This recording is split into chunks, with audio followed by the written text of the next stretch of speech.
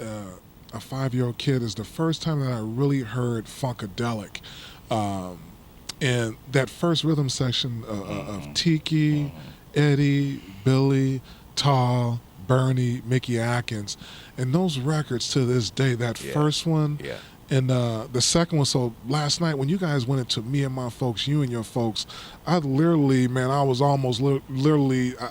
I was gone. I was just gone. That's the first time I've heard you guys play like that in a while. As far as the funkadelic side, which is my favorite stuff anyway. That's where G is. That's where he's been since I've been back. Is before I came back, I think it was going down into the catalog, into the archives, and pulling out the true, what do you say, the non-radio, the meat and potatoes of funkadelic.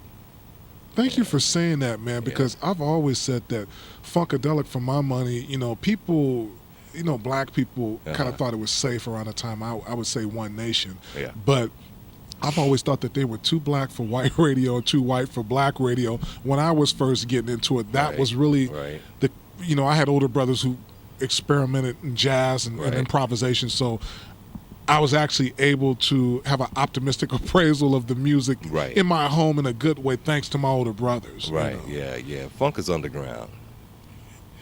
The funkier it is, the deeper it gets, and you have to dig to get it. But true funk is underground. Just like you're not going to hear "Be My Beach" on the radio. You're not going to hear no backstage pass, and that's what you're talking about. Yeah, for sure. And Bernie, and give me something about Bernie, man, that makes me. So the thing with Bern is between Bernie, Junie, Razor Sharp, and Bootsy, you get all the bass understanding you could ever want. That's why your plan is like that. Okay. You get all the bass understanding you ever want. Got you. And I had the pleasure of playing with all four of them brothers. From Boot and Bernie and Razor and Junie, Gary Hudgens, Danny, and so around that time, what was happening musically was Bootsy had set the bar so high for what bass could do, and Bernie peeped that thing, and Junie, and they came in and they macked that thing to such a point that bass players started losing gigs to keyboard players. So it's like I get it, and so one of my things is to point that out, so the effects and how I use them, and lyrically, and getting them in the show rhythmically and everything like that.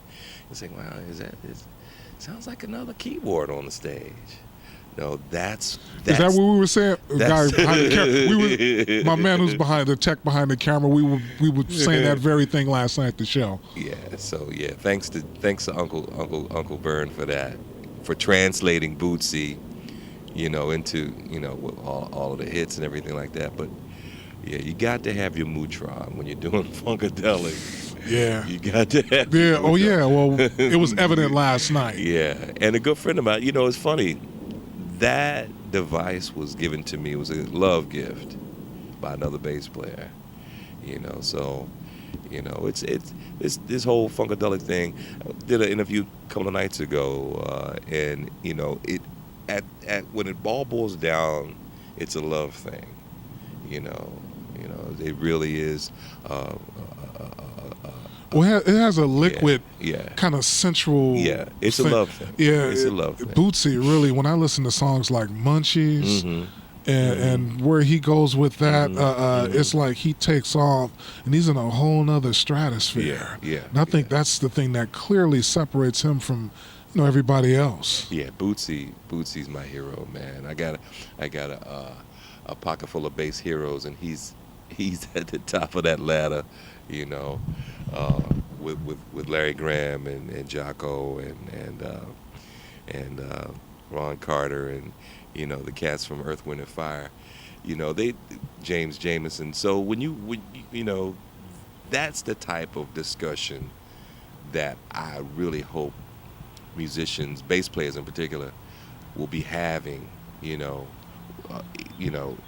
hopefully somewhere going on. It seems like it's only the old schoolers that get it. Right. You know, it's like, oh, you know, you got to have your fundamentals. Listen to Ron Carter. Listen to Mingus. Listen to Jamerson. Buster Williams. You get there, you know, because none of us got here by ourselves, and that's our grandfathers. That's our tradition. So, and Bootsy, you know, just came along with that, just like Jimmy did, changed the game. So, you know, he gets nothing but love from me every day. Love Bootsy. It's key. I mean, we're. I've always, them Philly boys I've tripped off of also. Yeah. Ronnie Baker and Jimmy Williams, you know, played a lot of the Harold Melvin and the Blue Notes and the OJs and all that kind of stuff. And it's just amazing when you start looking at the different scenes, like, let's just say Chess, Lewis Satterfield, and Willie Dixon and those people. New York had a different thing. You know, you had James Alexander and those guys over in Memphis and L.A., you know, Leon Sylvers and just, of course, Wilton Felder and just different people from the Crusaders that would. So when you start talking bass, I could really take that and go into a whole nother lane. But I want to get a final thought from you about what do you think the legacy of George Clinton will be, you know, when this is all really said and done? Well, of course, no one ever really knows. You know, I know for me. So, I think we. Okay. So let me help. Let me see if I can really be helpful with this. We have a tendency to, quote unquote, judge people by what we think they ought to have done or could have done or, you know, should have done, or, you know, what we think they did. And so where I'm going with this is, take George in particular. And when we think about him in context of the years and the attitude of the nation. So you have a black guy growing up in the 40s, 50s, trying to do the thing and doing the thing throughout the 60s and the 70s and everything we had to as a people, you know, contend with.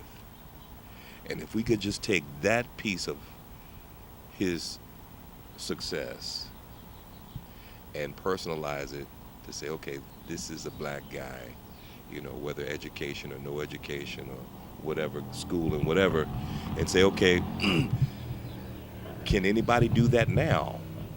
You know, and maybe because of or in spite of, but the point is to look at him within the context of his time. Then I think we might start to get the gravity of his contribution to the human race.